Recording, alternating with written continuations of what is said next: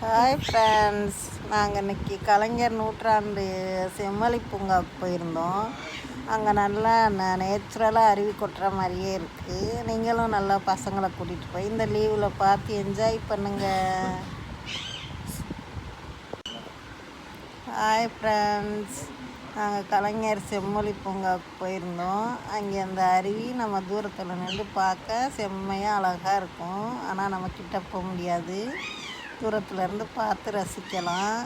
நீங்களும் பிள்ளைகளை இந்த லீவில் கூட்டிகிட்டு போய் என்ஜாய் பண்ணுங்கள். சப்ஸ்கிரைப் பண்ணுங்கள். நாங்கள் செட்டிங் நல்லா சூப்பராக இருந்தது.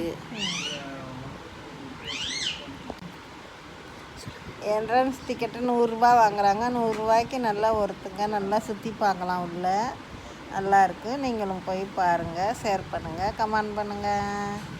சொல்லு. மண்ணில் விளையிற காயெல்லாம் குழந்தைங்களுக்காக காமிக்கிறாங்க. நீங்களும் போய் பாருங்கள். சென்னை விலாஸ்க்கு சப்ஸ்கிரைப் பண்ணுங்கள். தேங்க்ஸ். சப்ஸ்கிரைப் பண்ணவங்களுக்கு தேங்க்யூ. வண்டுலேயே எத்தனை வகை இருக்குது பாருங்களேன். வண்டுலேயே எத்தனை வகை இருக்குன்னு பாருங்கள். பொன் வண்டுலேயே எத்தனை வகை இருக்குன்னு பாருங்கள். குழந்தைங்க தெரிஞ்சுக்கிறதுக்காக இந்த மாதிரி போட்டிருக்காங்க. குழந்தைகளை கூட்டிகிட்டு போய் காமிங்க. பட்டர்ஃப்ளைல எத்தனை வகை இருக்குது பாருங்க. பட்டர்ஃப்ளைல எத்தனை வகை இருக்குது பாருங்க.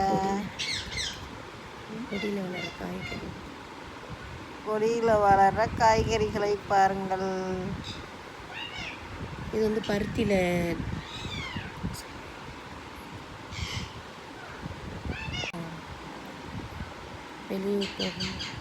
வெளியே போக முடியாதவங்க இந்த சென்னையிலேயே சுற்றி பார்க்குறதுக்கு கலைஞர் நூற்றாண்டு செம்மொழி பூங்கா செம்மையாக இருக்குது பாருங்கள்.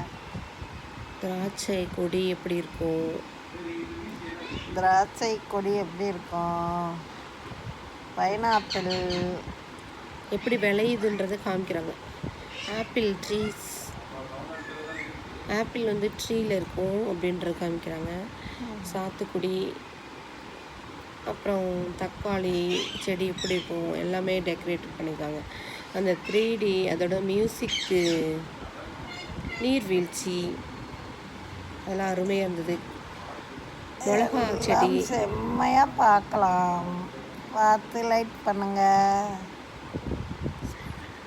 சப்ஸ்கிரைப் பண்ணுங்கள். பாய்.